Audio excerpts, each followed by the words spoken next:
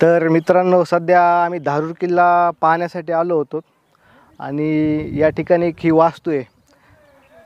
नेटवर चेक केलं तर ही मस्जिद नावाची वास्तू आहे. तर म्हणलं मध्ये जाऊन बघावं काय आहे. तर एक लाजिरवाणी बाब अशी समोर आली की या ठिकाणी मध्ये 12 कबर आहेत आणि त्यावरची जी तारीख पाहिली मी, त्यावर होता 2018मध्ये इथं माणसं आणून दफन केलेत.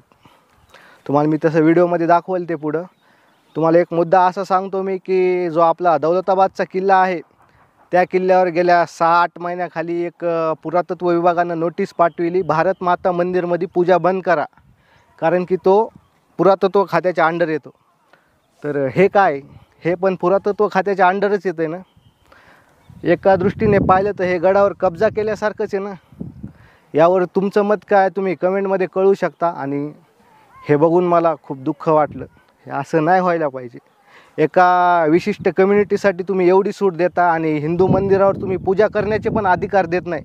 तिथं कोणी कब्जा करत नाही, पण तुम्ही पूजाला नकार देता आणि इथं हे असं होतंय. याला तुम्ही सपोर्ट करता. यावर तुमचं काय मत आहे तुम्ही कमेंटमध्ये कळवू शकता.